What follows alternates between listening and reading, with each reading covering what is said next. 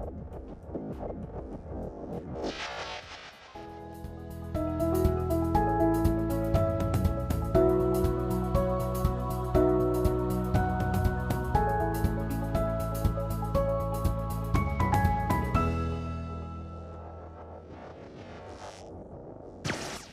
vamos lá, galera, voltando aí nosso segundo tempo de aula, nosso primeiro encontro de Direito Administrativo.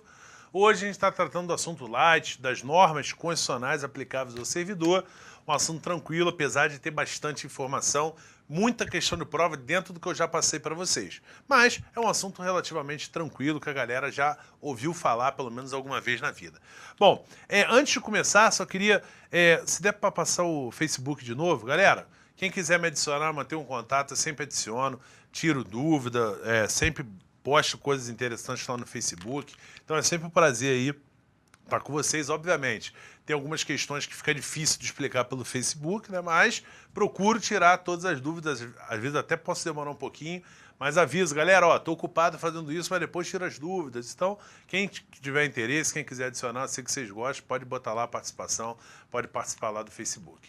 Bom, a gente encerrou o nosso primeiro tempo de aula falando do prazo de validade do concurso público, né? A gente viu que o prazo de validade do concurso não é de 2 anos, ele é de até 2 anos. Esse prazo de validade ele é prorrogável uma vez por igual período. Ou seja, se o edital é de 60 dias, posso prorrogar por mais 60. Se é de 1 ano, posso prorrogar por mais 1 ano. Bom, esse prazo de validade ele é fixado por norma editalícia, é fixado pelo edital. A Constituição me deu uma abertura, ó, o prazo de validade é de até 2 anos. Quem vai fixar isso dentro da conveniência da administração é a norma editalícia, é o edital do concurso. Mesmo que o edital seja omisso quanto à possibilidade de prorrogação, eu já sei que a Constituição me autorizou. O que eu sempre falo é o seguinte, quem manda mais, o edital ou a Constituição? A Constituição. Se a Constituição já me autoriza a prorrogar, mesmo que o edital não fale nada, eu, a administração, tenho essa liberdade, tenho essa faculdade. Bom, a gente frisou que o prazo de validade ele é prorrogável. Eu posso prorrogar. E aí eu só queria reforçar aqui, botar uma observação com vocês. Dentro ainda daquela ideia de conceito básico, eu queria introduzir um conceito de ato discricionário e de ato, tô abreviando, pô, abreviar ato é demais, né? Vamos lá. Ato discricionário e de ato vinculado. A gente vai falar muito sobre isso aqui ao longo do concurso. Então já vamos aproveitar o gancho. A partir de agora, galera, quando eu falar para vocês que uma coisa é ato vinculado, esse vinculado quer dizer que está preso à lei. É vinculado à lei, é regrado por lei, é amarrado à lei. Sempre que uma coisa for ato vinculado, eu vou dizer que a administração tem que fazer. Quando for ato discricionário, é porque tem uma discricionariedade, tem uma liberdade. A administração pode fazer. Grava isso que vai ser importante para o curso todo. Vou botar em prática. Servidora ficou grávida. A administração tem que dar licença gestante ou pode? Tem que dar licença gestante. É um direito constitucionalmente assegurado. Então é ato vinculado à concessão da licença gestante. O cara completou 70 anos de idade. A administração tem que aposentar ou pode aposentar? Tem, está na Constituição, é ato vinculado à concessão da aposentadoria compulsória. O servidor me pede uma licença para tratar de interesse particular. Está lá na Lei 8.112. O interesse é do cara, pode não ser da administração. A administração é obrigada a dar essa licença? É uma liberdade, é uma faculdade, é uma discricionariedade. A concessão da licença para tratar de interesse particular é ato discricionário. O prazo de validade do concurso é de até 2 anos, prorrogável. Eu tenho que prorrogar ou eu posso prorrogar? Pode. O que eu quero concluir com isso, galera? Observação 2, dentro ainda desse contexto do inciso 3. A prorrogação da validade do concurso é ato discricionário. Tá aqui, já foi questão de prova diversas vezes. É uma faculdade. Ela pode prorrogar a validade do concurso. E para finalizar o raciocínio desse artigo 37, inciso 3, também vou fazer referência aqui embaixo, numa terceira observação, para vocês depois darem uma lida, na Constituição Federal, artigo 37, parágrafo 2º. O artigo 37, parágrafo 2º, ele demonstra a importância desses dois incisos que a gente acabou de ver. Do inciso 2, que traz a regra geral de concurso, e do inciso 3, que fala sobre o prazo de validade. Ele fala o que acontece quando o inciso 2 e o inciso 3 não são respeitados. Vamos dar uma lida? Então, artigo 37, parágrafo 2º da Constituição. Então, vamos lá, dar uma olhada. Artigo 37, parágrafo 2º. Depois que a gente lê esse artigo 37, parágrafo 2º, a gente vai partir para o artigo 37, inciso 4, que também tem bastante coisa interessante para falar. Então, lá embaixo, parágrafo 2º. Dá uma ajudinha aqui. Posso? Tá aqui. Então, olha só, galera. A não observância do disposto nos incisos 2 e 3 implicará a nulidade do ato e a punição da autoridade responsável nos termos da lei. Para quem não lembra, o inciso 2 é o que fala da regra do concurso público. E o inciso 3 é o que fala do prazo de validade. Então, relembro. Quando a administração não observa a regra do concurso público ou o seu prazo de validade, isso vai acarretar a nulidade do ato e a punição da autoridade responsável. Por exemplo, a administração nomeia um cara que não foi aprovado no concurso público para ocupar o cargo efetivo. Ela observou o inciso 2? Não. Então esse ato é nulo e a autoridade responsável tem que ser punida por isso. Só de curiosidade, olha agora a questão interessante. A administração ela nomeou o sujeito, sem fazer concurso público, para um cargo de auditor da Receita. O cara trabalhou 6 meses na Receita Federal, recebeu seu salário durante 6 meses. A administração detectou esse vício e acarretou a nulidade do ato, né? Vou ter que tirar esse cara, desligar esse cara, e a punição da autoridade responsável por isso. Até aí tudo bem. Está escrito no 37, parágrafo 2º. A minha dúvida, que até o momento é uma curiosidade, é a seguinte. Gustavo, esse cara recebeu durante 6 meses e ele foi nomeado irregularmente. Ele vai ter que devolver esses 6 meses de salário? Não. O Supremo Tribunal Federal entendeu que o sujeito não trabalhou para a administração, ainda que em situação irregular, trabalhou. Ele produziu, então ele tem que receber por isso. Senão, acarretaria o que a gente chama de princípio do enriquecimento sem causa. A administração estaria se enriquecendo do trabalho de um cara, indevidamente. Tá? Então, esse cara recebeu e não tem que devolver, segundo o Supremo Tribunal Federal. Tá? Bom, beleza. Então, a gente fechou o 37, inciso 3. Vamos partir agora para o artigo 37, inciso 4, que, em princípio, ele tem uma redação confusa. Vamos ler junto e eu vou trazer um caso prático para vocês entenderem. O artigo 37, inciso 4, ele é grande. Vamos dar uma lida no 37.4 e aí depois eu trago um caso prático para vocês. Então, olha aí, ó. Durante o prazo improrrogável previsto no edital de convocação, aquele aprovado em concurso público de provas ou de provas e títulos será convocado com prioridade sobre novos concursados para assumir cargo ou emprego na carreira. Vamos reler? Durante o prazo improrrogável previsto no edital de convocação, aquele aprovado em concurso público de provas ou de provas e títulos será convocado com prioridade sobre novos concursados para assumir cargo ou emprego na carreira. Galera, em princípio, quando a gente lê esse inciso 4, a gente percebe que ele tem uma redação um pouco confusa. Mas a ideia que ele quer trazer é a seguinte. Vamos imaginar que aqui no Rio de Janeiro tenha tido um concurso para fiscal de atividades econômicas, né? Em 2008. Tá? O prazo de validade era de 2 anos, 2010. A administração prorrogou e ele foi até 2012, tá? Então, essa é a nossa situação hipotética. Sendo que nesse concurso, eu tive 325 candidatos aprovados. Então, a situação hipotética é: o município do Rio de Janeiro fez concurso para fiscal de atividades econômicas em 2008, né, começou a contar o prazo de validade e foi até 2012. Importante.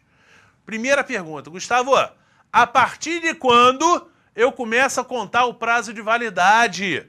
Não falamos no inciso 3, esqueci, mas tem que saber. Galera, o prazo de validade, ele não começa a ser contado a partir do dia da prova, a partir do dia da publicação do edital, não é nada disso.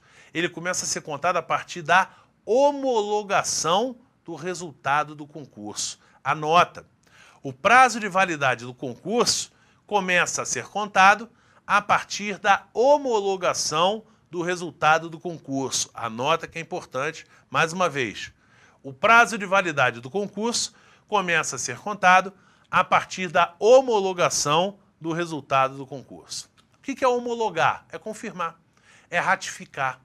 É a partir desse ato que a autoridade competente ratifica, confirma que todo o procedimento, que todo o concurso correu dentro das regras legais. Tá? Então essa é a ideia da homologação. A partir de então começa a contar a validade.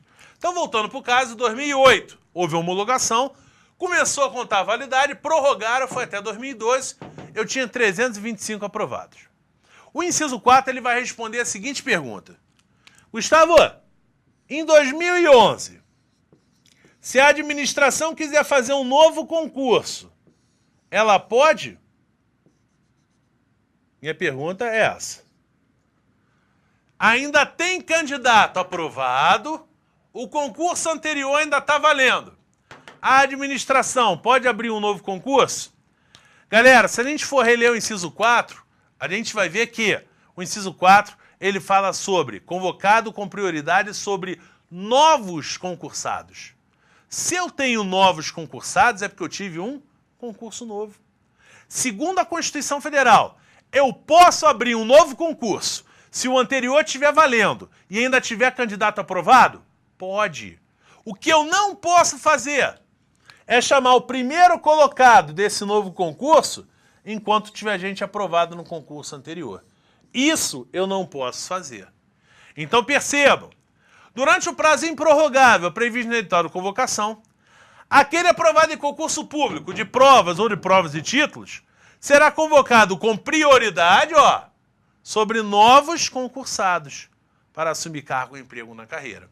Então, segundo a Constituição, eu posso abrir um novo concurso, ainda que o edital anterior esteja valendo e ainda haja candidato aprovado. O que eu não posso fazer é chamar os candidatos aprovados no novo concurso em detrimento dos aprovados no primeiro.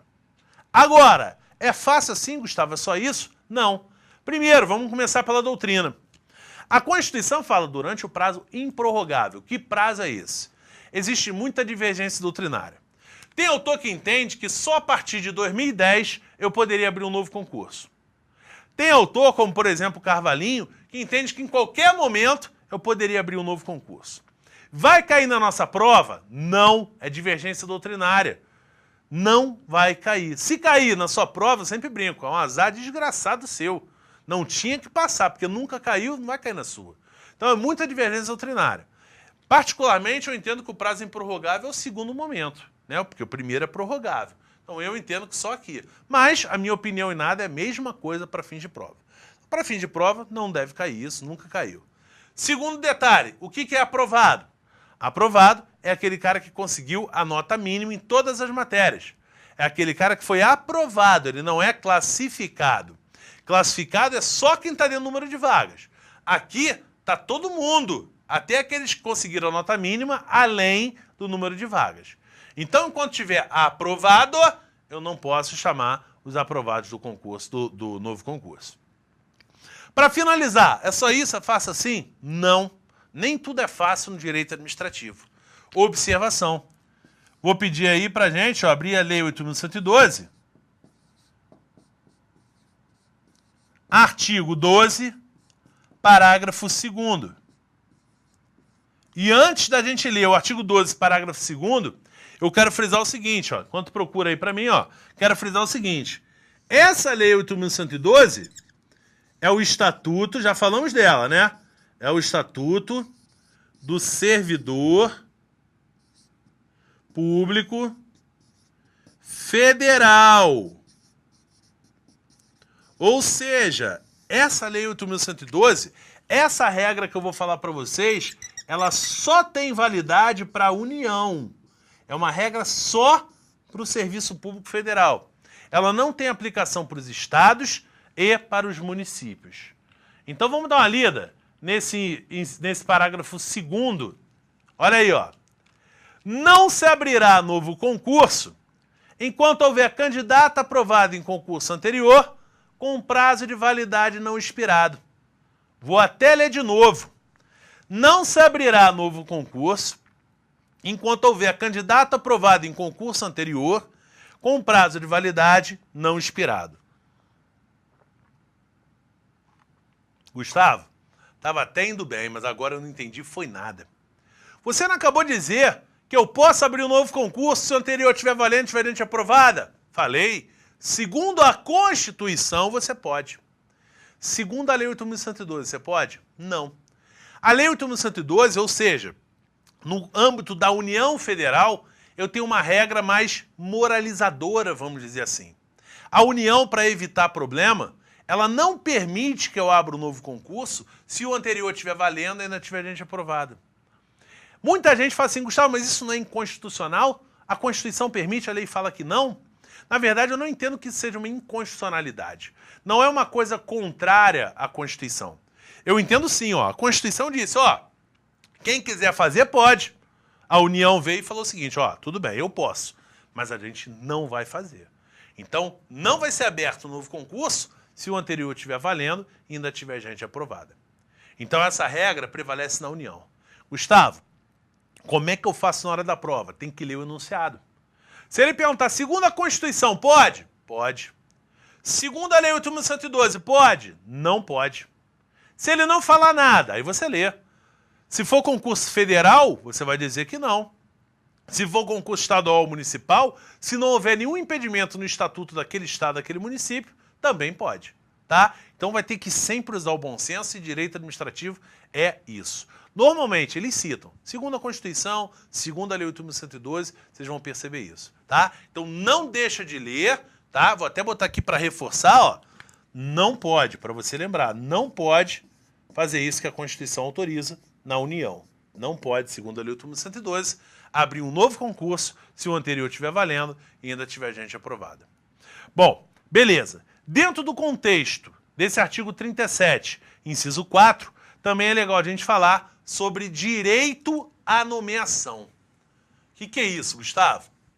Bom, fui aprovado no concurso. O concurso tinha 10 vagas. O edital falava assim, ó. O edital falava o seguinte. Para o cargo de assistente técnico, tinha 10 vagas. Eu fui o 9º colocado. A administração, Gustavo, é obrigada a me convocar, é obrigada a me chamar? Galera, hoje, graças a Deus, o Supremo evoluiu, o posicionamento do Supremo mudou e ele é favorável a nós, concurseiros. Antigamente, o Supremo Tribunal Federal tinha um posicionamento que fala o seguinte, candidato aprovado em concurso público não tem direito adquirido à nomeação. Ou seja, candidato aprovado em concurso público tem uma mera expectativa de direito. O que isso queria dizer? Se você passou no concurso, senta e espera. O dia que a administração quiser, ela te chama. Essa era a ideia. Infelizmente. Hoje não. Hoje mudou. Hoje eu tenho uma regra pró-candidato. Candidato aprovado em concurso público, segundo o posicionamento moderno do Supremo, se ele for aprovado dentro do número de vagas inicialmente previsto no edital, ele tem direito subjetivo à nomeação. Ele tem direito adquirido à nomeação. Se o edital tinha 10 vagas, você está dentro das 10 vagas, a administração tem que te chamar. Vamos anotar, porque é importantíssimo. Bota aí, STF, tracinho. Bota assim, STF, entre parênteses. Posicionamento atual. Para saber que no passado não era assim. Então, STF, entre parênteses, posicionamento atual. Aí bota aí, ó. Candidato aprovado em concurso público. Candidato aprovado em concurso público. Dentro do número de vagas inicialmente previsto no edital. Candidato aprovado em concurso público. Dentro do número de vagas inicialmente previsto no edital. Candidato aprovado em concurso público, dentro do número de vagas inicialmente previsto no edital, vírgula, tem direito subjetivo à nomeação. Tem direito subjetivo à nomeação.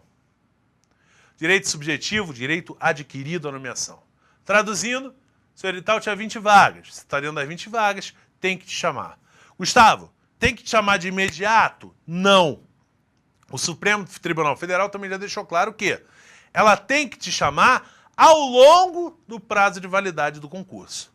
Ela pode deixar para chamar todo mundo no último mês da validade? Pode. Não tem problema algum.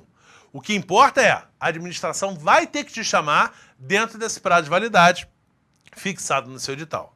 Gustavo, eu fui o 5º colocado, não fui chamado. Descobri que chamaram o 6º colocado.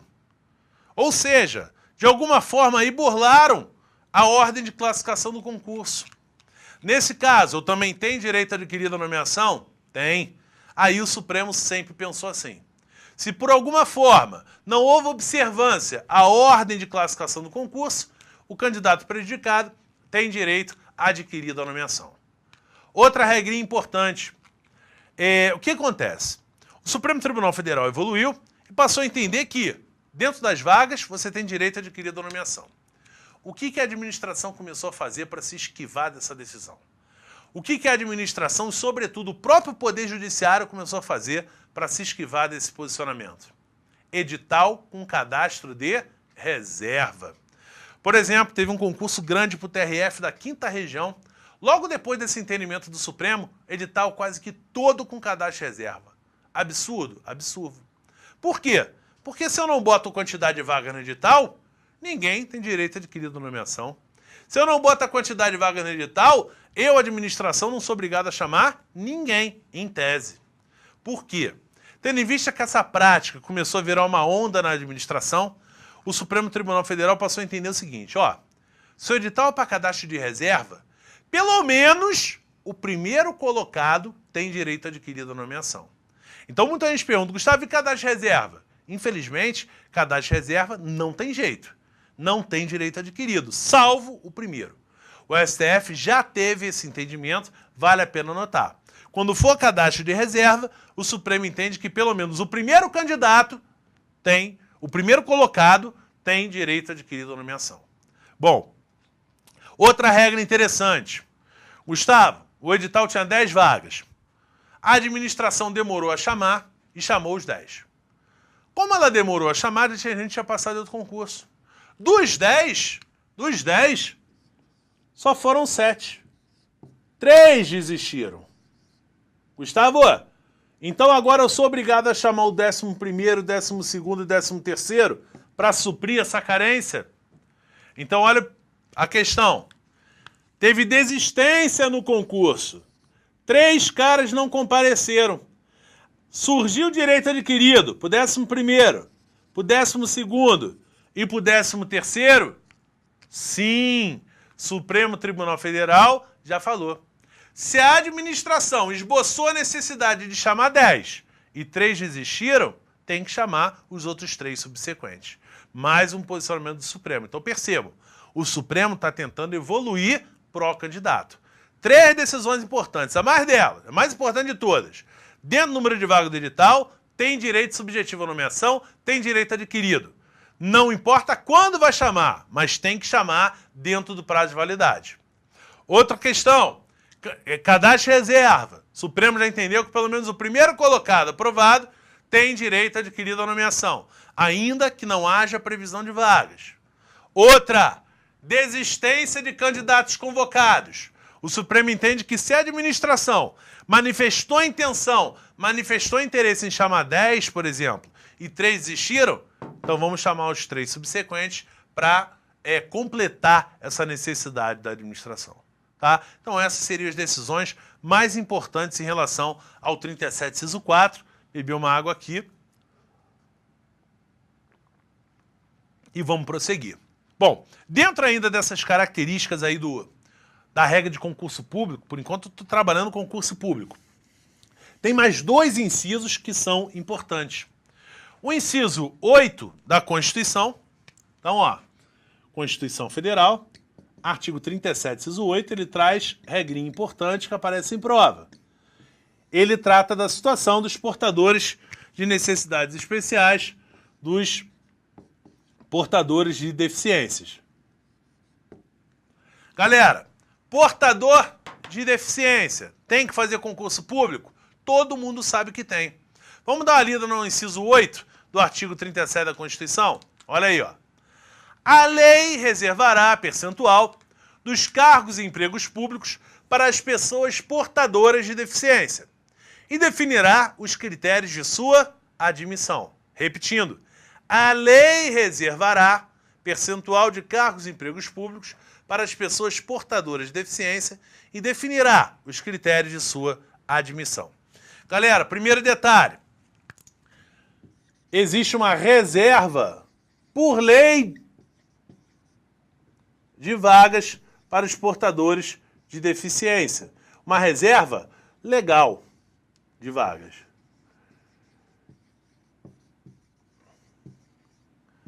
Bom, primeira coisa é a nossa lei.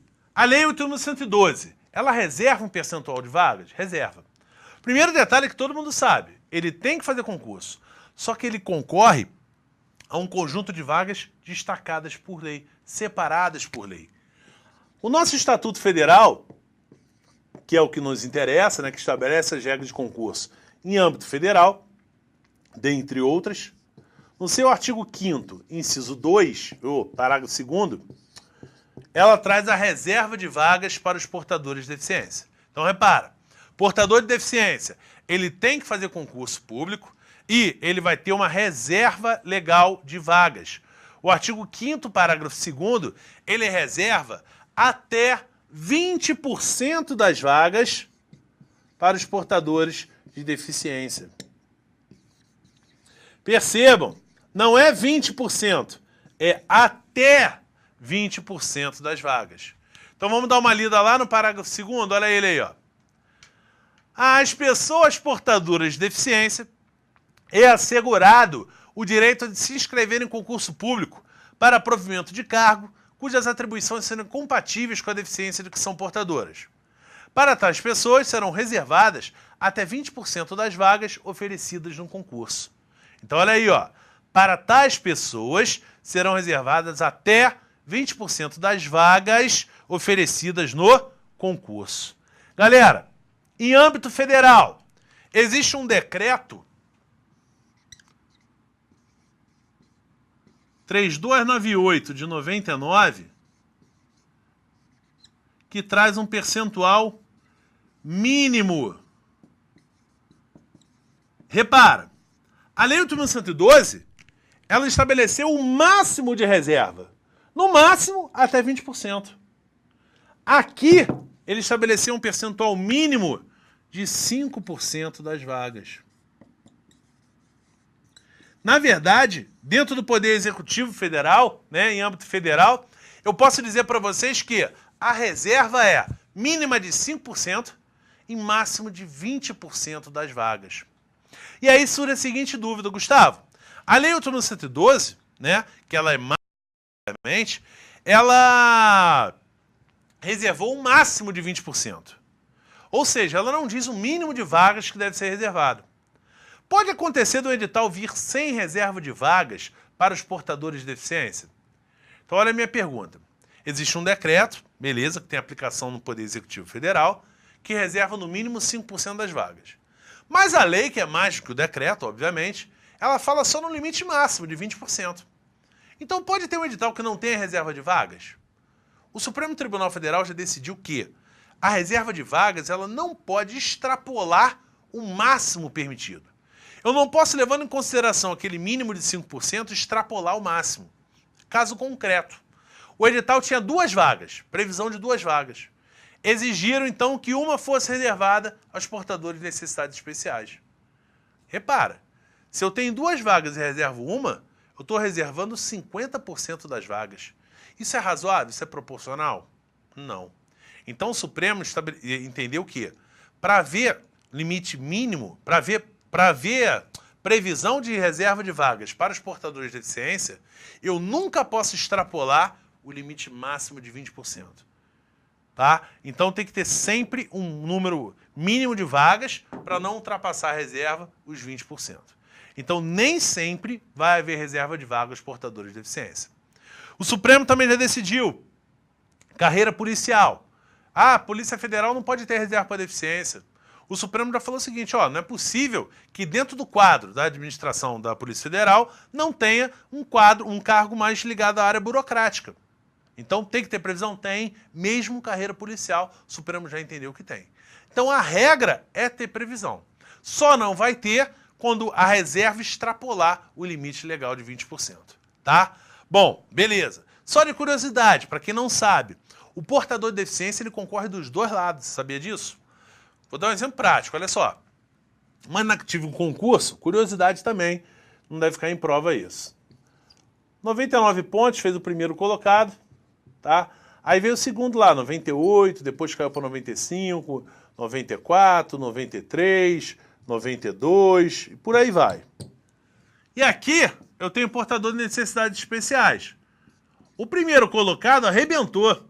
Ele fez 96 pontos. O segundo colocado, ele fez 89 pontos. Os 2 foram muito bem na prova. Só que só tinha uma vaga para os portadores de necessidades especiais.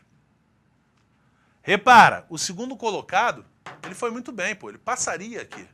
Ele passaria na parte não reservada. Só que só tem uma vaga e foi preenchido, o cara arrebentou na prova.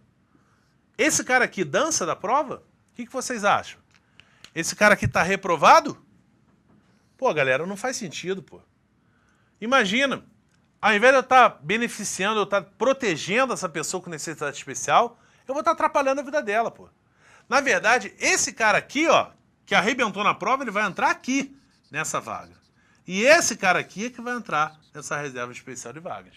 Então, quando o portador de deficiência conseguir nota para passar dentro das vagas não reservadas, ele está aqui. Então, na verdade, ele concorre sempre dos 2 lados, tá?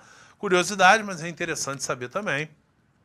Então, artigo 37, inciso 8, tá aí o nosso resuminho. Bom, para finalizar essa parte de concurso, vamos falar do artigo 37, inciso 9 da Constituição Federal.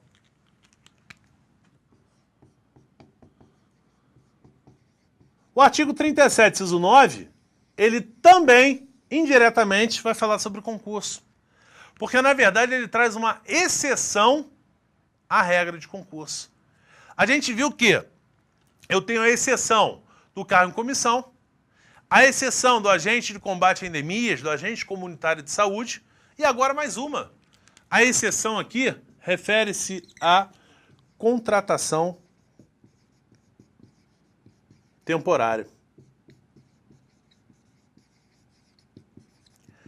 A Constituição, no artigo 37, inciso 9, fala que a lei vai estabelecer os casos de contratação temporária por necessidade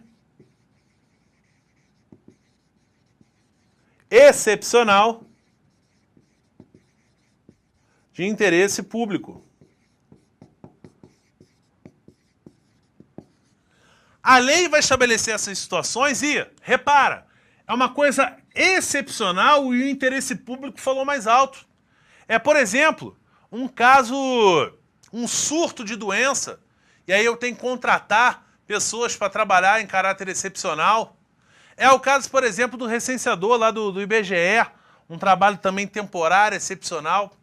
Nessas situações, a lei que regulamenta a contratação temporária no serviço público diz que eu não preciso fazer concurso público. Basta que eu faça um processo seletivo simplificado.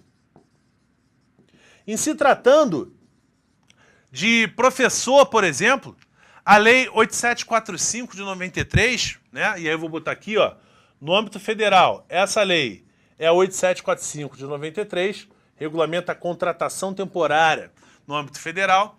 Ela diz que, por exemplo, para se contratar em caráter temporário professor da rede pública, basta que eu faça uma análise de currículo. Repara, eu não preciso fazer um concurso público, basta uma análise curricular, tá? O Supremo Tribunal Federal já decidiu.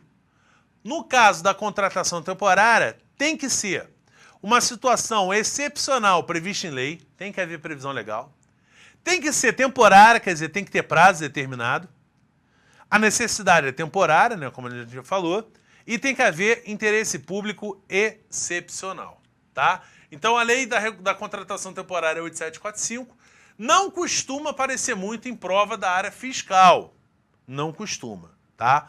Dentro daquela bibliografia que eu falei para vocês, que está citado no meu material, aqueles livros todos falam um pouquinho da Lei 8745, listam pelo menos os casos de contratação temporária. Tem que conhecer a fundo? Não.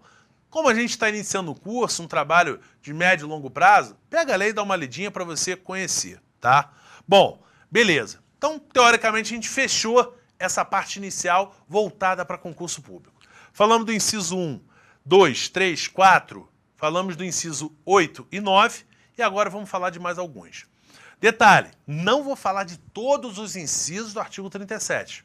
Estou selecionando os principais, quase todos, mas os principais, tá? Bom, vamos falar agora do artigo 37, inciso 5. Artigo 37, inciso 5. Ele também é importante, ele de vez em quando aparece em prova, principalmente a literalidade dele. Ele fala de cargo em comissão e de função de confiança. Então já deu para ver que hoje, só na nossa primeira aula, a quantidade de informações é imensa, né? Então, galera, chegou em casa? Dever de casa, como é que você vai estudar a nossa matéria? Chegou em casa, pega o caderno e a Constituição. Constituição tem que ler e reler até o dia da prova. Pô, eu estou estudando longo prazo, vou fazer prova daqui a 3 anos. Até lá você vai ter que ler todo dia. Não tem jeito, você tem que gravar. Então pega lá, inciso 1. Os cargos, empregos, funções, são acessíveis, tem que ler. Depois, decora o esquema que a gente montou no caderno. Dá uma lida nas informações, nas decisões do Supremo que eu passei para vocês. E complementa com questão. Tá? Sempre assim. Bom, então o inciso 5... ele vai falar de cargo em comissão e de função de confiança. Bom, Gustavo, o que é isso? Né? O cargo em comissão a gente já falou. A função de confiança, né? Na verdade, primeiro detalhe, a Constituição não fala o que é cargo em comissão, o que é a função de confiança, e nem tampouco traz a distinção entre essas duas nomenclaturas. O que eu posso dizer para vocês na prática é o seguinte: a função de confiança é menos do que o cargo em comissão. Dentro da estrutura administrativa, a função de confiança é menos, tem um valor menor do que o cargo em comissão, tá? Normalmente a função de confiança é ligada a uma chefia de serviço, uma supervisão, uma coordenação. Cargo em comissão é uma direção, uma secretaria-geral, uma coisa mais alta. Normalmente é assim.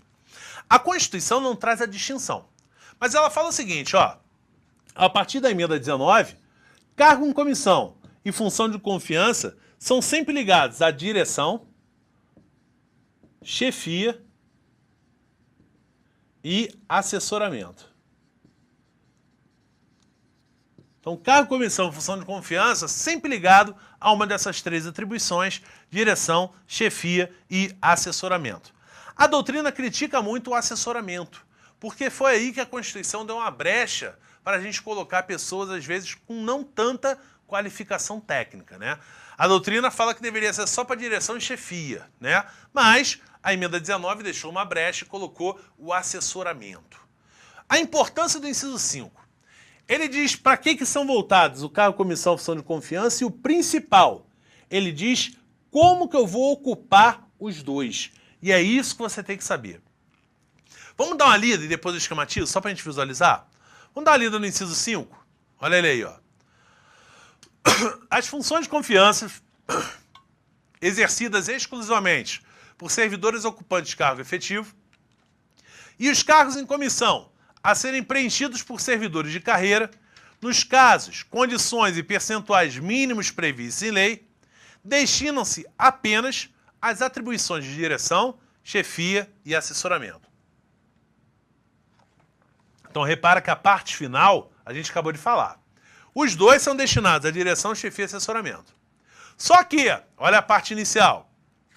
As funções de confiança são exercidas exclusivamente por servidores de cargo efetivo. E os cargos em comissão a serem preenchidos por servidores de carreira nos casos, condições e percentuais mínimos previstos em lei. Vamos trabalhar isso. Olha só. Função de confiança. É exclusivamente de quem tem cargo efetivo. O que a gente falou do cargo efetivo no começo da aula? Para ter cargo efetivo, lembra? Tem que ser aprovado em concurso público. Vamos reler? A função de confiança, ela é exclusiva, ela só pode ser ocupada, ela é privativa de quem fez concurso público. Repara, nessa função de confiança eu posso encontrar aquele amigo do fulano, amigo de Beltrano? Não, só se ele fez concurso público. A função de confiança ela é exclusiva do servidor concursado. A brecha constitucional está em relação ao cargo em comissão. O cargo em comissão, dentro dos percentuais mínimos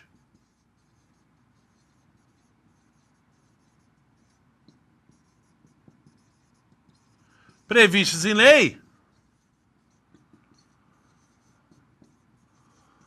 são destinados ao servidor de cargo de carreira.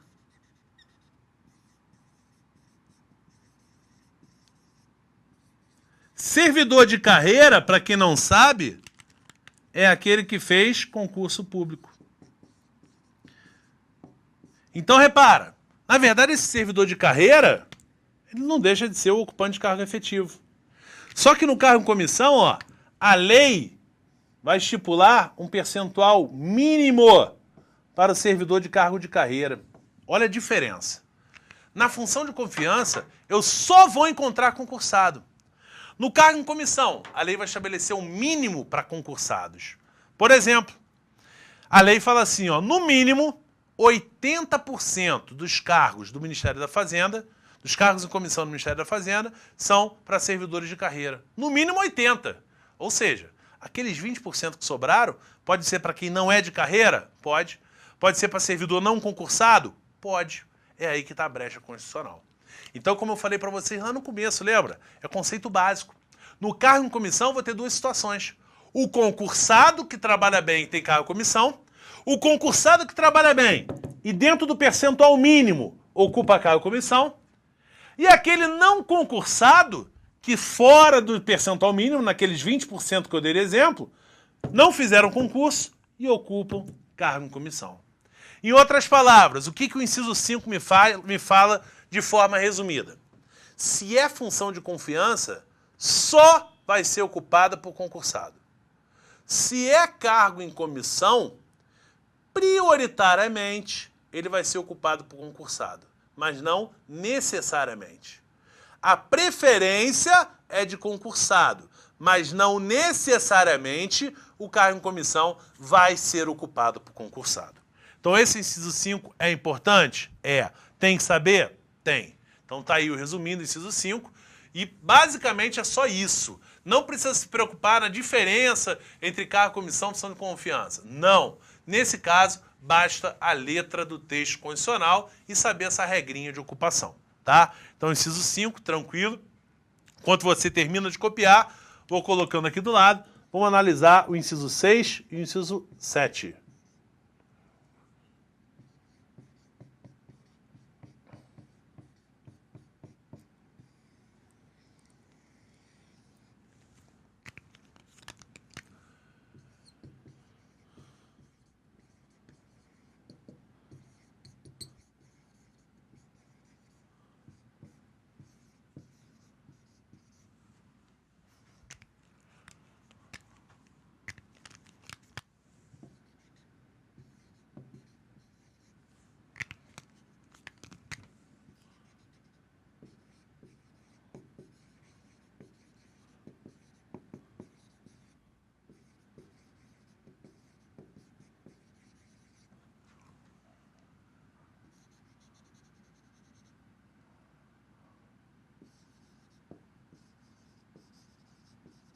Bom,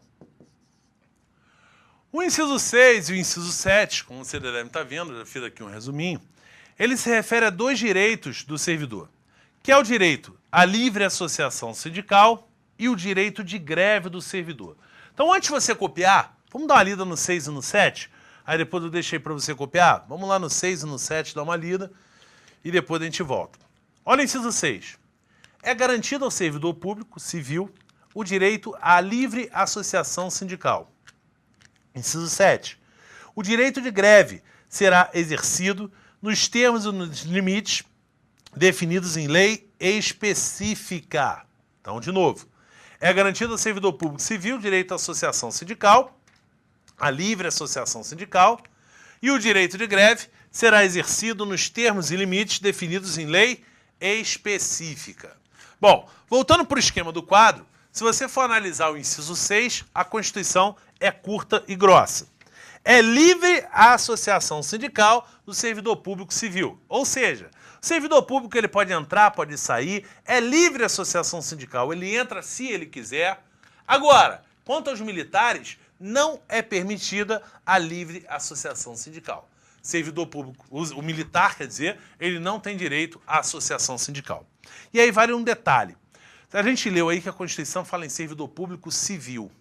Gustavo, também ainda existe servidor público militar? Na verdade, no futuro próximo, a gente vai ver que não. Hoje, militar é militar. Não existe mais servidor público militar. Ele é só militar. E o servidor público civil, ele é só servidor público também. Tá? A nomenclatura moderna é essa, embora o texto constitucional ainda esteja falando em servidor público civil. Bom, o principal é sobre o direito de greve. Associação sindical, que eu tenho que saber é isso.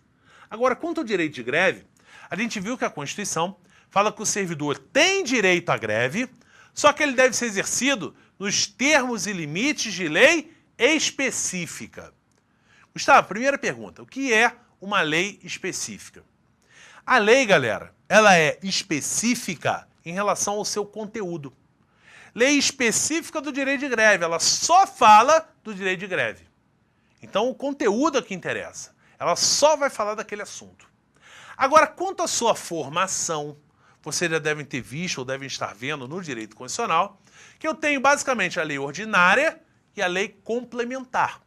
Dependendo do quórum de aprovação, eu tenho uma lei ordinária e uma lei complementar. A lei ordinária é aquela que tem um quórum simplificado de aprovação. Ela é mais fácil de ser aprovada. Ela exige a maioria dos presentes. A lei complementar tem um quórum qualificado para aprovação. Maioria absoluta, a maioria dos membros do Congresso. Então, teoricamente, ela é mais difícil de ser aprovada. Bom, por que eu estou falando isso? Porque a Constituição Federal ela não me disse que lei é essa. Ela não me disse se é uma lei ordinária específica ou se é uma lei complementar específica. E isso foi alterado pela emenda constitucional 19, aquela emenda que eu falei que alterou muita coisa no direito administrativo. A emenda 19, ela alterou essa regrinha.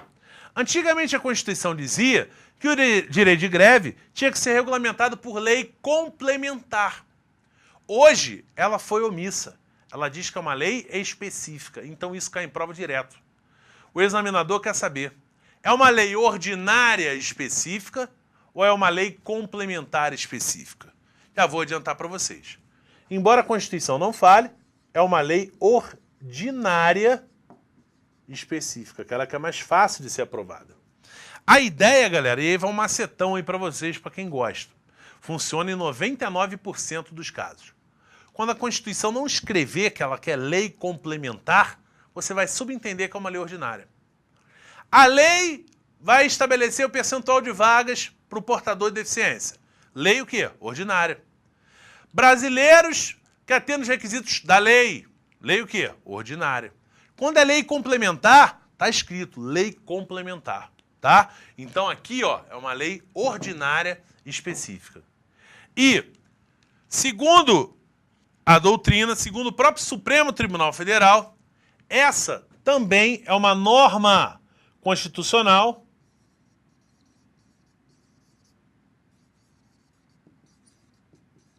limitada. O que isso quer dizer? Então, para o Supremo Tribunal Federal, é uma norma constitucional de eficácia limitada. O que isso quer dizer?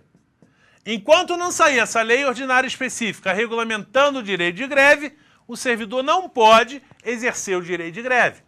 Em outras palavras, eu sempre brinco falando o seguinte, ó, nesse quesito aí, ó, o servidor ganhou, mas não levou. Ele tem direito de greve constitucionalmente assegurado, mas ele não pode exercer esse direito de greve por falta de regulamentação. E pasmem, depois de 26 anos de Constituição Federal, até hoje não foi feita essa lei específica regulamentando o direito de greve. Ou seja, teoricamente, até hoje o servidor não poderia exercer esse direito de greve. Isso falando no movimento legítimo, legalmente reconhecido. Servidor faz greve? Faz, sempre fez na marra, tá? Agora, de curiosidade, quando a Constituição, né, quando tem uma norma com falta de regulamentação, as pessoas entram com aquele famoso mandado de injunção. Ó, Poder Judiciário, eu quero exercer meu direito, mas não posso, porque não tem regulamentação. Então, depois de anos, o Poder Judiciário encheu o saco. A verdade é essa. Ele falou o seguinte, ó, o Congresso Nacional não faz essa lei de jeito nenhum. Então, vamos fazer o seguinte, adotando uma corrente concretista, fazer o seguinte, a partir de agora,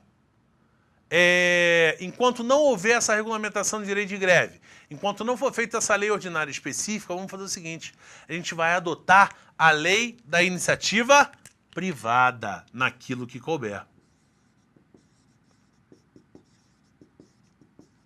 Então o Supremo já falou o seguinte, ó, enquanto não for regulamentado o direito de greve do servidor público, aplica-se naquilo que couber a lei de greve que regulamenta esse direito na iniciativa privada, tá? O Supremo Tribunal Federal também já decidiu que servidor em estágio probatório não pode ser punido, pode frisar, servidor em estágio probatório não pode ser punido por participar do movimento grevista.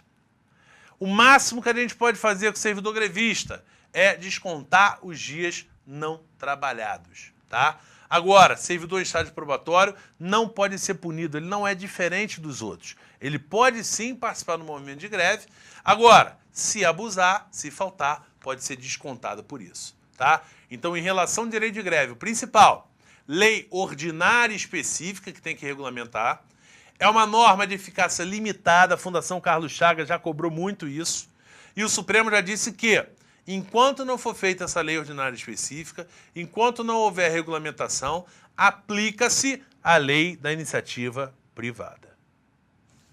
Bom, beleza? Então, com isso, mais 2 incisos. E aí, agora sim, na sequência, a gente já falou do 1 até o 9. Vamos entrar agora na sequência do 10 ao 15. Falar um pouquinho sobre o sistema remuneratório. Falar sobre remuneração, assunto bom para todo mundo. Não dá nem para dormir, né? Porque é muito assunto mesmo, muita informação. Na verdade, a gente tem 10 encontros, então a gente tem que ir num ritmo assim, mas até bom mesmo para a galera não dormir e ficar ligada aí na nossa aula aí. Bom, vamos falar então agora da parte de sistema remuneratório, principalmente sobre o teto remuneratório. Como eu já falei para vocês, obviamente, não tem como eu falar de todos os incisos, imagina. Vou falar de todos os incisos, parágrafos, de todas as normas do direito administrativo. Essa turma não termina antes de 2020. Né? Então, eu sempre pego o principal. Na parte de sistema remuneratório, a gente vai ver que o principal é o teto remuneratório. Né? Então, vamos botar aqui, ó, Constituição Federal, artigo 37, do 10 ao inciso 15. Ele trata do sistema remuneratório.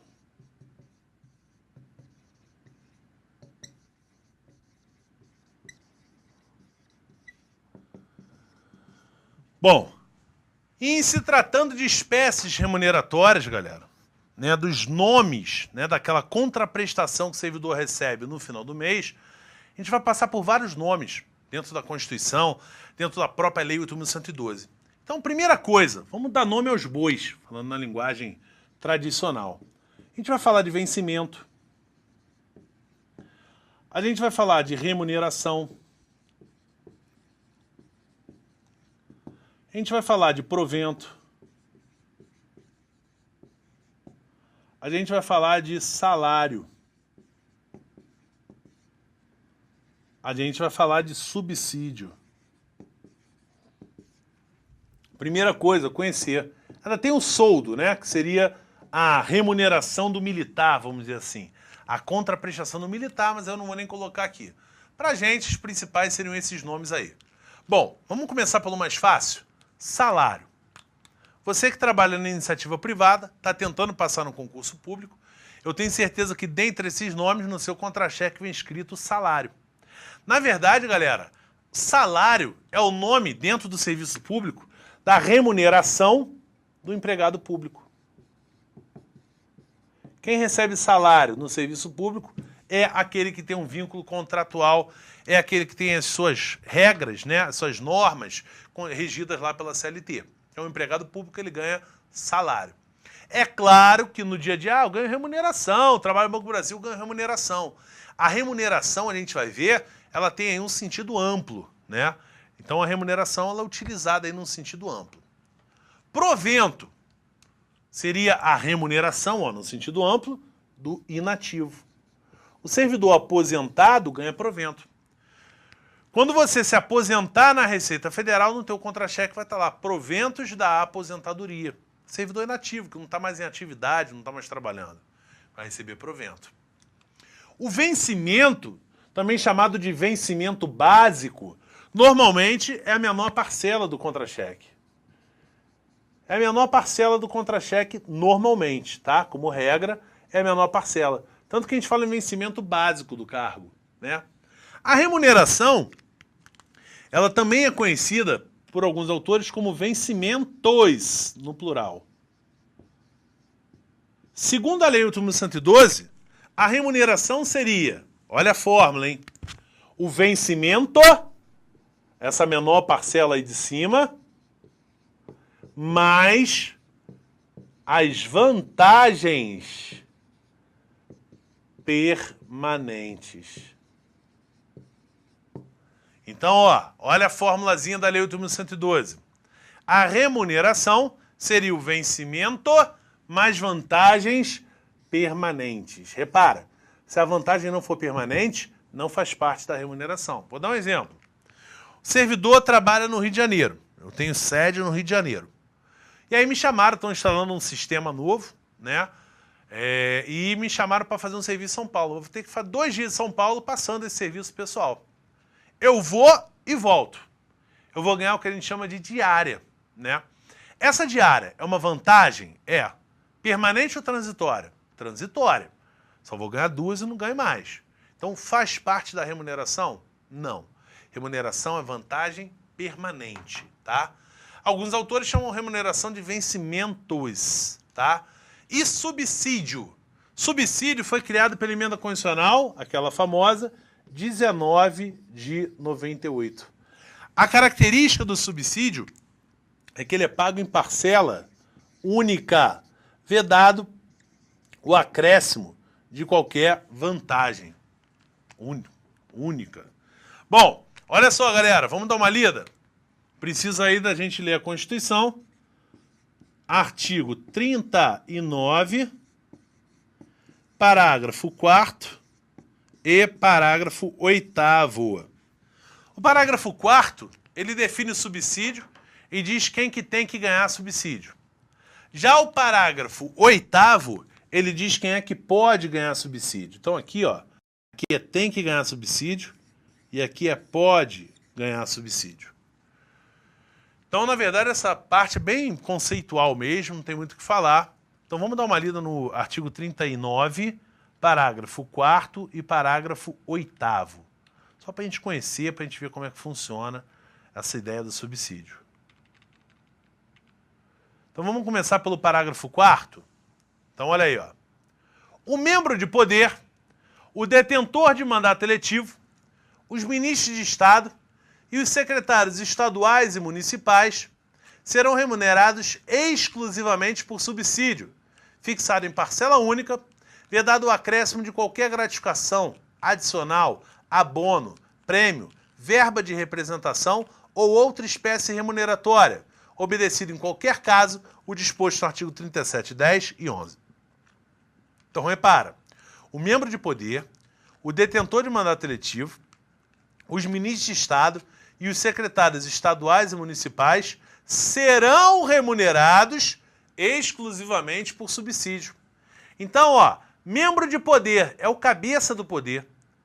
Dentro do poder judiciário, juízes, desembargadores ganham subsídio. Dentro do poder legislativo, deputado, senador, né, ganha subsídio. Dentro do poder executivo, o presidente da República, os ministros de Estado vão ganhar subsídio. Os secretários estaduais e municipais também. Então, galera, quem ganha subsídio não é qualquer um. Existem outras carreiras, por força do parágrafo 8º, que podem ser remunerados por subsídio. A gente vai ver lá no parágrafo 8º desse artigo 39, olha aí, ó. Vamos botar aí o parágrafo 8º, só destacar aqui para o pessoal ler melhor. Então, olha só. A remuneração dos servidores organizados em carreira poderá ser fixada nos termos do parágrafo 4º. Então, repara, quem é que pode ganhar subsídio? Servidor organizado em carreira. Então, parágrafo 4º, parágrafo 8º, leitura obrigatória. Ao longo do texto constitucional, eu encontro ainda outras carreiras que devem ganhar subsídio. Advocacia pública, defensoria pública, promotores, carreira policial, policial militar, policial civil, policial federal, policial rodoviário federal, bombeiros, todos eles devem ganhar subsídio, tá? Mas o principal que eu queria passar para vocês é em relação ao teto remuneratório, o inciso 11, que é o maior inciso aí do artigo 37, ele tem uma redação complexa, eu vou tentar passar um resumo para vocês bem objetivo, tá? Isso aqui já foi questão de prova de exame, só de curiosidade. Tem uma questão até recente, se não me falha a memória, de 2012, do Ministério da Integração, foi do MDIC, não lembro, que perguntava assim, as espécies remuneratórias são, segundo o professor Eli Lopes Meirelles, eu divido em 3 categorias. É o salário, vencimentos e provento. Não, ele perguntava do servidor ativo, então era salários, vencimentos e remuneração, e subsídio. Salários, vencimentos e subsídio. Tá? Uma questão do MDIC, acho de 2012, bem recente. E a maldade da questão é que ele perguntava o sistema remuneratório do servidor ativo. Então, você eliminava as alternativas que tinha provento. Tá? Bom, vamos partir então para a análise detalhada do inciso 11. Teto remuneratório. Esse inciso é complicado, é por isso que eu quero passar um resumo para vocês sobre o teto remuneratório. Bom, o que vem a ser o teto remuneratório, antes de mais nada? É o limite de remuneração dentro do serviço público. Dentro do serviço público, a gente não pode ganhar 60 mil, 50 mil reais, pelo menos em tese, né? O teto remuneratório seria aquele patamar máximo, aquele limite de remuneração permitido dentro do serviço público. A gente vai ler o inciso 11, vai ver que é uma leitura bem complexa, e quando eu for resumir com vocês, a gente vai ter que conjugar com alguns parágrafos posteriores. Então vamos dar uma lida e eu vou resumir. Olha só. A remuneração e o subsídio dos ocupantes de cargos, funções e empregos públicos da administração direta, autárquica e fundacional, dos membros de qualquer dos poderes, da União, dos Estados, do Distrito Federal, dos municípios, dos detentores de mandato eletivo e dos demais agentes políticos, e os proventos, pensões ou outra espécie remuneratória, percebidos cumulativamente ou não, incluídas as vantagens pessoais ou de qualquer outra natureza, não poderão exceder o subsídio mensal em espécie do ministro do Supremo Tribunal Federal, aplicando-se como limite nos municípios o subsídio do prefeito e nos estados e no Distrito Federal o subsídio mensal do governador no âmbito do Poder Executivo, o subsídio do deputado estadual ou distrital no âmbito do Poder Legislativo e o subsídio dos desembargadores do Tribunal de Justiça, limitado a 90 inteiros e 25 centésimos% do subsídio mensal em espécie no ministro do Supremo Tribunal Federal, no âmbito do Poder Judiciário, aplicável esse limite aos membros do Ministério Público, aos procuradores e defensores públicos. Gustavo, não entendi nada. Já esqueci o que você leu lá em cima. A ideia é essa. Eu só li com vocês para mostrar que é bem complicado. Na verdade, depois que eu resumir, vai ficar fácil. Então, olha só, vamos entender.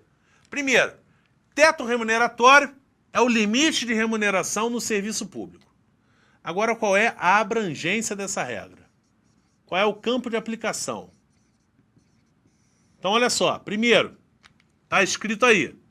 Esse teto tem que ser respeitado na União, nos estados, no Distrito Federal e nos municípios. Tem que ser respeitado no Poder Executivo, no Poder Legislativo e no Poder Judiciário. A abrangência é máxima, grava assim. Na administração, está escrito aí, ó, direta, autárquica e fundacional. Numa turma que não é de fiscal, eu nem tenho falado sobre o teto, de tão complicado que é. Nem tenho falado, mas na área fiscal tem que saber, tá? Então, ó, União, Estado, Distrito Federal, Município tem que obedecer esse teto. Os três poderes, Executivo, Legislativo e Judiciário. Administração direta, autárquica e fundacional. A abrangência, todas as espécies remuneratórias. Não importa o nome. Não importa se é subsídio, se é pensão, se é provento, se é remuneração, se é vencimento, não importa. Todas as espécies remuneratórias são abrangidas por esse teto. Incluídas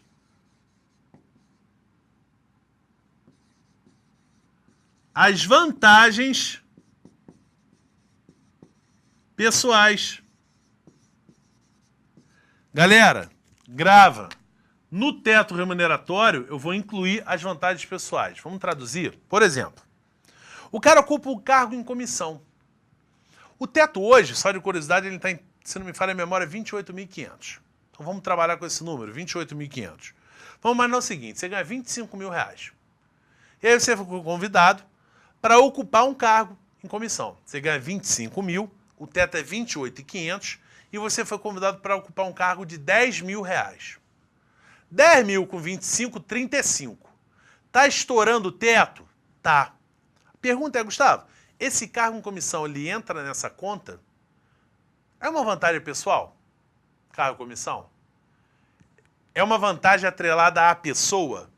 É. Eu tô sendo convidado para ocupar um cargo em comissão. É uma coisa pessoal, uma relação de confiança com a minha pessoa.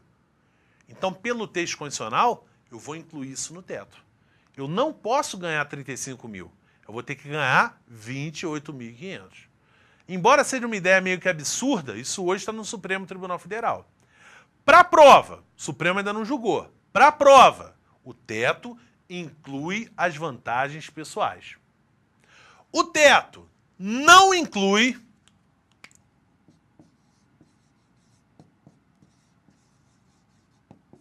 parcelas indenizatórias.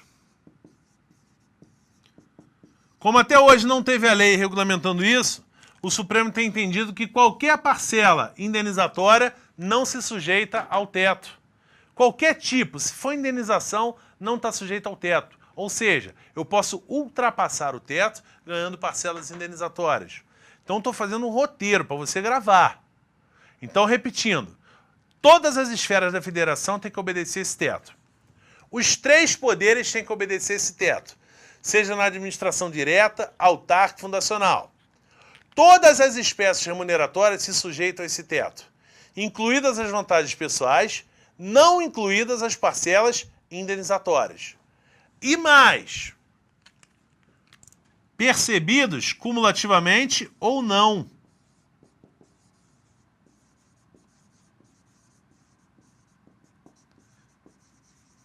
Vamos entender? Olha só, o exemplo que eu vou dar aqui para vocês. O teto é 28.500. Vamos imaginar um exemplo bem prático para entender isso aqui, ó. O cara é juiz, ganha 25 mil reais. E o cara é professor. Vamos trabalhar com 2 cargos de professor. O cara é professor universitário com doutorado em uma universidade, ganha 25 mil, estou chutando para cima. E na outra matrícula ele ganha 15 mil. Total, tá ganhando quanto, galera? 40 mil. Repara, o teto ele vai abranger até os valores percebidos cumulativamente ou não. Teoricamente, o que está escrito aí? Quando eu acumulo cargos, eu vou ter que somar os dois contra-cheques e me sujeitar ao teto. Posso ganhar 40 mil? Não. Eu vou sofrer um redutor e vou passar a ganhar 28.500. Então, até os valores percebidos na acumulação de cargos, eu tenho que somar e me sujeitar ao teto. Absurdo? Bem absurdo. Na verdade, existem julgados do Supremo que abrandam essa letra do inciso 11. Em relação ao próprio ministro do Supremo Tribunal Federal. O ministro do Supremo Tribunal Federal é um juiz. A gente vai ver que o juiz pode acumular com cargo de professor. Então ele vai falar o seguinte, ó, ministro com professor pode ultrapassar o teto. Claro, a decisão favorecendo eles. Outro caso, caiu esse ano em prova de exame 2013, do ano passado. Ministro com cargo lá do TSE, presidente do TSE. O cara vai para o TSE, o cara é ministro, vai ganhar lá também. Vai ultrapassar o teto? Claro, vai ultrapassar o teto. Pode, o STF já entendeu. Ministro do Supremo Tribunal Federal, acumulando com as funções do Tribunal Eleitoral, pode ultrapassar o teto. Então o Supremo ele tem abrandado essa história do teto, existe até hoje. A proposta de emenda à Constituição sobre o teto remuneratório. Então até agora a gente só viu como é que funciona. Agora eu vou dizer para vocês qual é o teto, como é que eu chego a esse valor de 28.500. Mas para a gente não atropelar, vamos fazer uma revisão, vamos analisar esses tópicos aí. Vamos de novo. Então, puder botar lá em cima de novo, ó. Teto remuneratório. Eu já sei que é aquele limite máximo de remuneração dentro do serviço público. Então vamos primeiro trabalhar a abrangência. Primeiro, a abrangência é máxima. Todas as esferas têm que respeitar o teto. União, Estado, Distrito Federal, município. Dentro do Poder Executivo, Legislativo e Judiciário. Todos os poderes estão sujeitos ao teto remuneratório. Seja na administração direta, na administração autárquica ou fundacional. Todas as espécies remuneratórias são abrangidas pelo teto. Seja provento, seja remuneração, seja subsídio, não importa.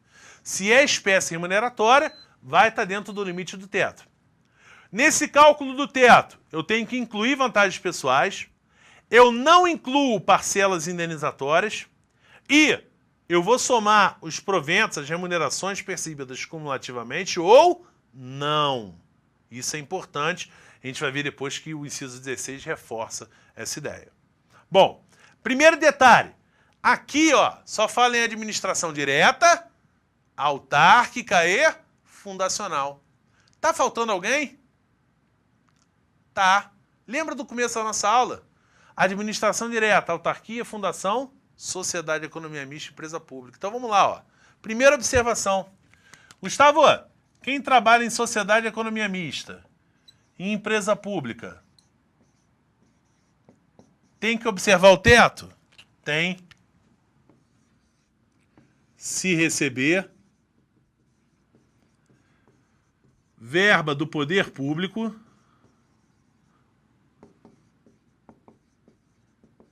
para despesa com pessoal.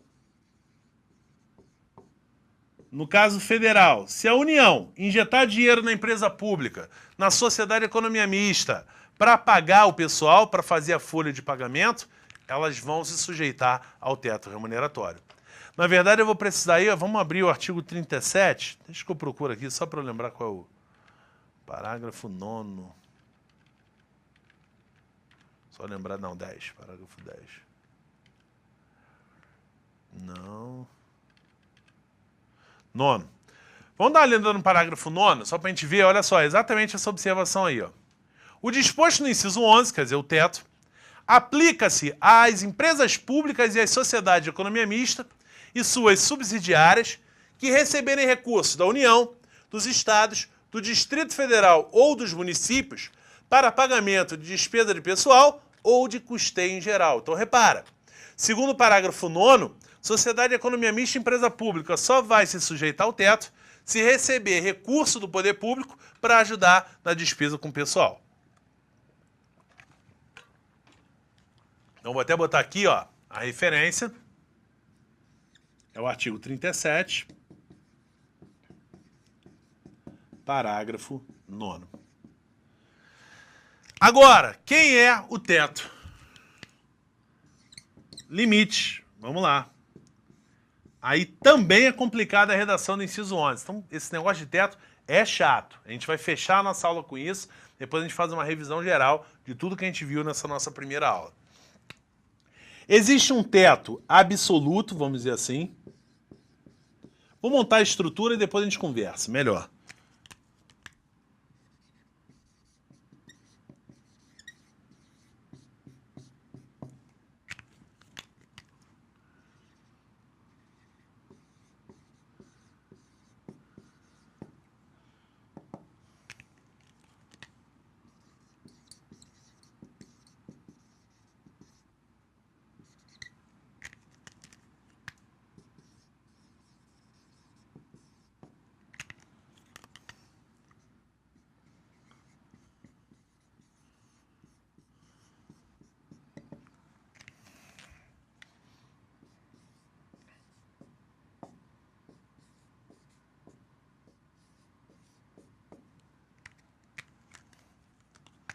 Estou montando aqui, já já a gente conversa.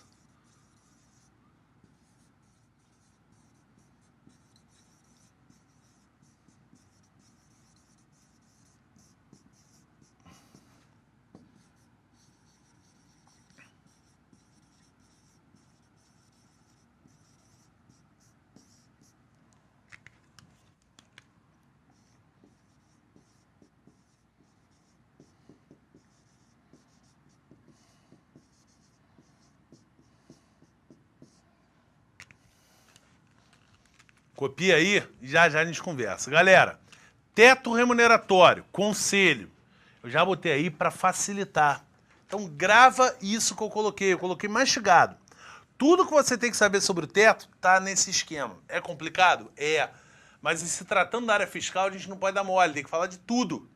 Então não tem jeito, tem que gravar. Então eu botei mais mastigado que isso, não existe. Vocês estão copiando agora os limites do teto remuneratório. Como é que a gente falou ali 28.500, né? Dentro dessa estrutura do inciso 11, a gente tem que saber que existe um teto absoluto. O que isso quer dizer? Que ninguém no serviço público, seja federal, estadual, distrital ou municipal, pode ganhar mais do que esse limite. Ninguém, em qualquer esfera, em qualquer poder, pode ganhar mais do que o ministro do Supremo Tribunal Federal.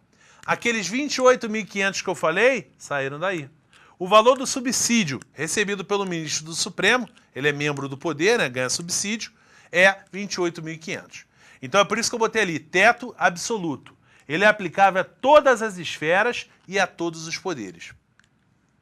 E existem subtetos nos municípios e nos estados. No município, o teto é o prefeito. Seja poder legislativo, seja poder executivo, ninguém no município pode ganhar mais do que prefeito. E por que eu boto aqui como um teto absoluto? Porque nem o prefeito pode ganhar mais do que esse cara. Então repara, aqui é o céu, ministro supremo.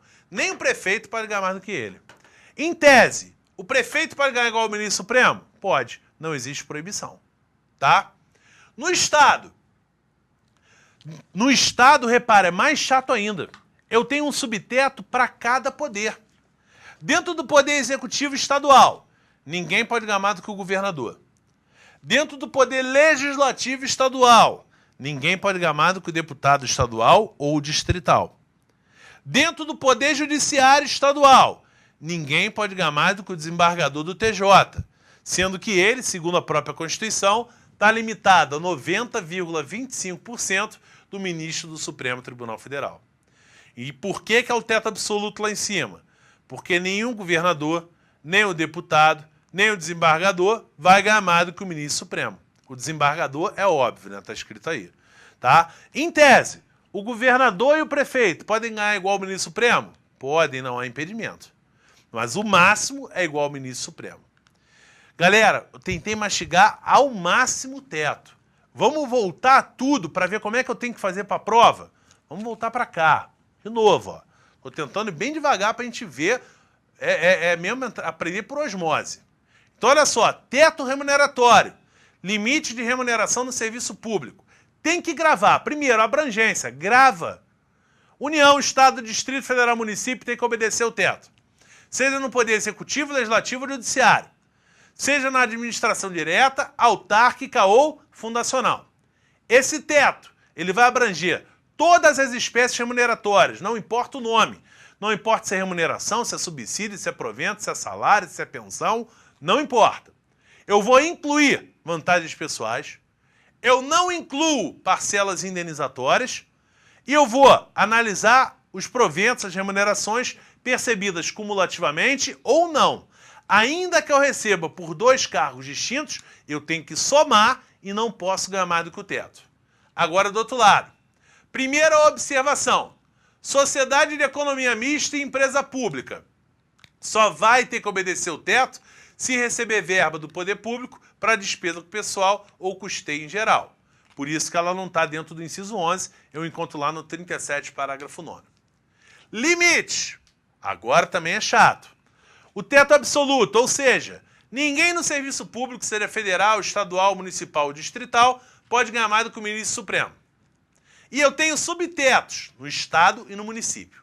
No município é mole. Seja poder executivo ou legislativo, ninguém pode ganhar mais do que o prefeito. Lembrando que o prefeito pode ganhar igual ao ministro? Pode, é o teto absoluto. E no Estado, é chato. No Estado é um subteto para cada poder. Se for poder executivo estadual, ninguém pode ganhar mais do que o governador. Se for poder legislativo estadual, ninguém pode ganhar mais do que o deputado estadual. Se for poder judiciário estadual, ninguém pode ganhar mais do que o desembargador do TJ, limitado a 90,25% do ministro do STF. Só para finalizar, em relação ao Estado, a gente percebeu que não é um teto único, é um teto para cada poder. A Constituição ela trouxe a possibilidade, no seu parágrafo 2º do artigo 37, de que eu faça um teto único no Estado. Ou seja, os 3 poderes passando a ter um único teto. É possível? É. Esse único teto, obrigatoriamente, tem que ser o desembargador do TJ. Então, aquele Estado que quiser unificar o teto, um único teto para os 3 poderes, pode. É só fazer uma emenda à sua Constituição e estabelecer como teto o desembargador do TJ. Então, galera, não tem jeito. Teto tem que saber, tentei simplificar ao máximo. Todas as informações estão aqui mastigadas. Bom, faltam 15 minutos para terminar nosso primeiro encontro. Vamos fazer uma revisão geral de tudo que eu falei, passar rápido por tudo que eu falei para a gente lembrar. Chegar em casa, pegar a Constituição, abrir e ler. Inciso 1, gravou? Pega o caderno e vê as anotações. Inciso 2, gravou? As anotações. Não tem jeito. Em relação ao teto, grava o que está no caderno. Dá uma lida na Constituição para conhecer, mas você viu que é enrolada a linguagem, grava o que está aqui no caderno. Nosso próximo encontro, a gente vai começar falando sobre a acumulação de cargos, sobre o inciso 16 e 17, tá? Bom, então vamos dar uma recapitulada rápida, uma passagem rápida. Começamos com os conceitos básicos. Administração direta e indireta. Administração direta, os órgãos da União, dos Estados, Distrito Federal e Municípios.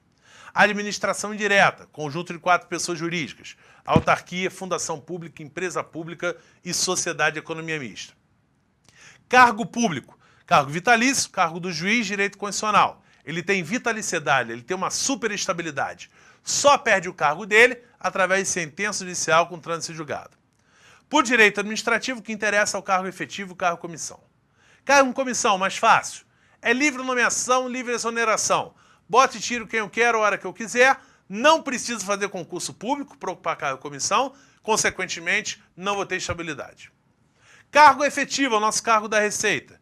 Tem que fazer concurso e com o tempo, depois de certos requisitos, vou adquirir estabilidade. Próxima aula a gente vai aprender sobre estabilidade. Beleza. Servidor público é quem ocupa cargo público, seja efetivo ou em comissão. Empregado público é quem ocupa emprego público, é quem mantém a relação trabalhista pela CLT. Agente público é o mais abrangente. É aquele que pode ocupar cargo, emprego, função ou mandato, com ou sem remuneração, mantendo um vínculo transitório ou permanente com a administração.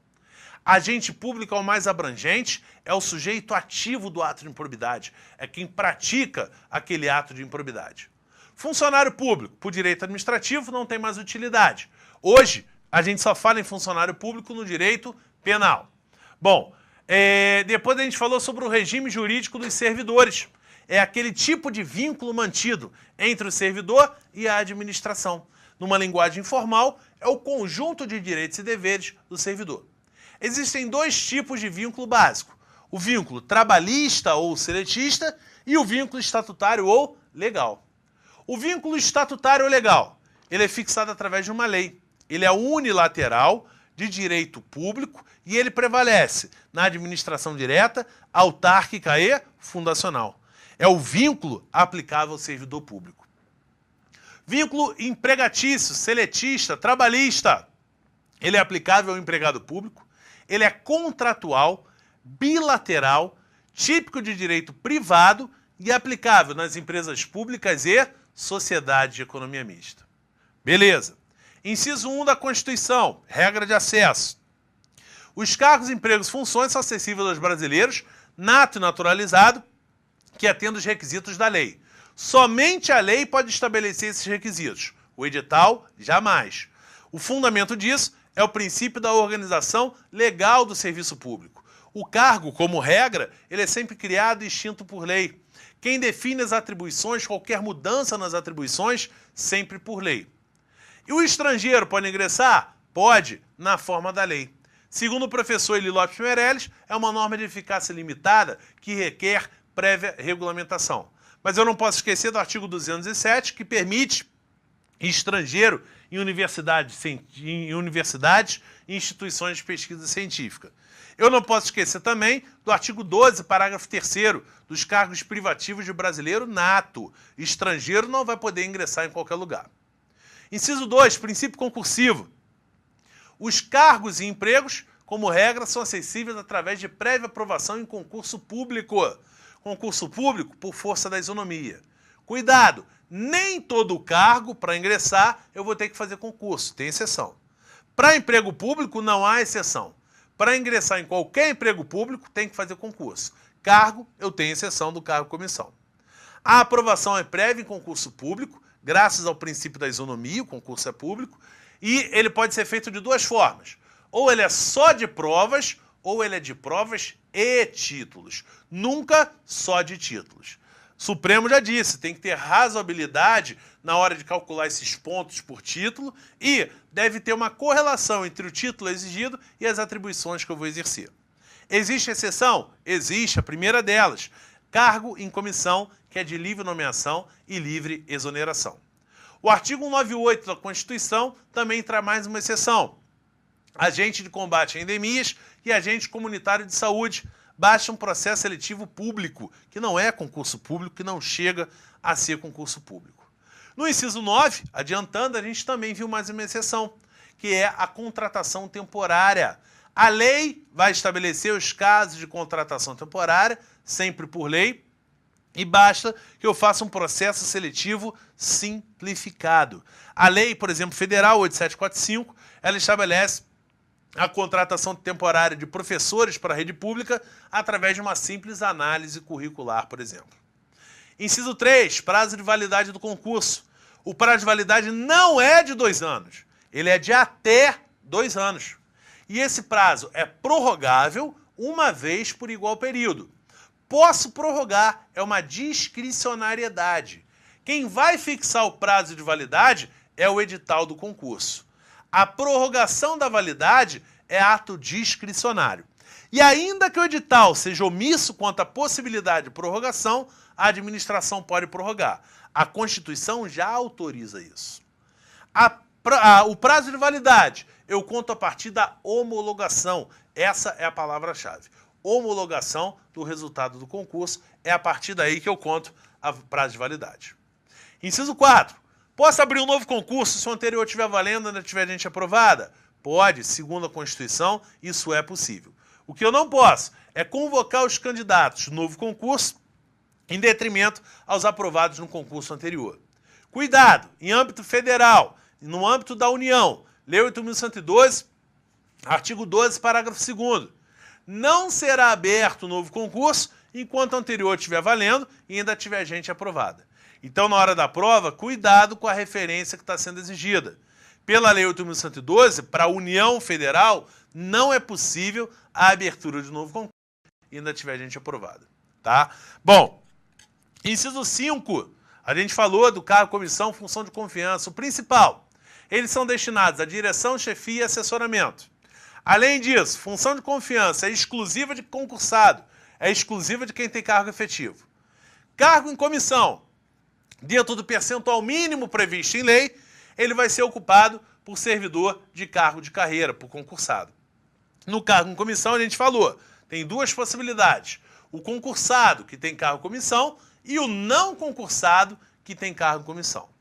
Beleza. Depois, incisos 6 e 7. Quanto à associação sindical, é livre esse direito para o servidor. Ele entra e sai a hora que ele quiser, ele entra se ele quiser, é livre. Quanto ao direito de greve, tem que ser exercido nos termos e limites definidos por uma lei ordinária específica. Antigamente exigia-se lei complementar, hoje é lei ordinária e específica, só vai falar desse assunto. Já existe? Não.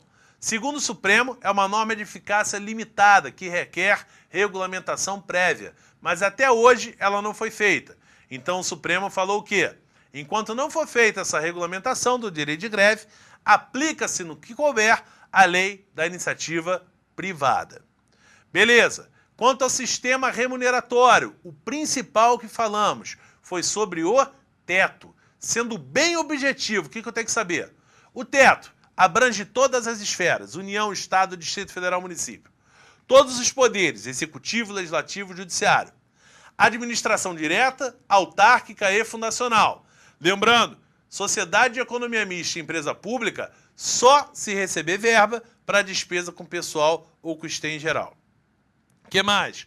Eu vou incluir vantagens pessoais, eu não vou incluir parcelas indenizatórias e eu somo a remuneração percebida cumulativamente ou não com outro cargo. Tem que somar tudo para fim de cálculo do teto. Qual é esse teto? Teto absoluto, ministro supremo. No Serviço Público Federal é mole, é sempre o ministro supremo. No Estado e no município eu tenho subtetos. No município, seja poder executivo ou legislativo, o teto é o prefeito.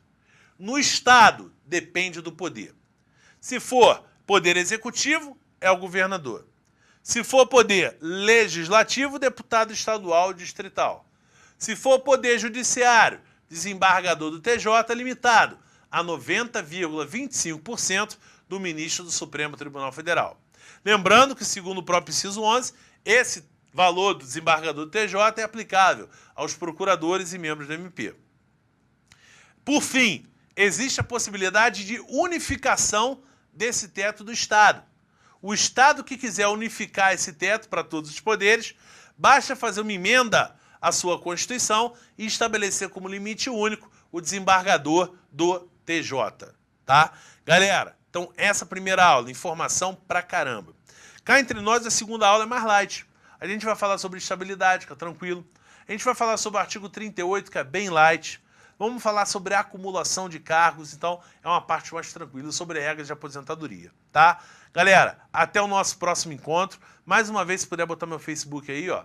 Quem quiser me adicionar, tirar dúvida, participar, pode adicionar. Vira e mexe, eu coloco uma decisão nova do Supremo, uma prova comentada. Então, quem quiser participar, é interessante. Dever de casa, baixar a apostila, ler a Constituição e correr atrás de exercício. Galera, até o nosso próximo encontro. Um abraço, prazer aí estar com vocês mais uma vez, nossa 5ª turma regular fiscal seguida, prazer enorme estar com vocês aí na Rede LFG. Abraço, galera, até a próxima.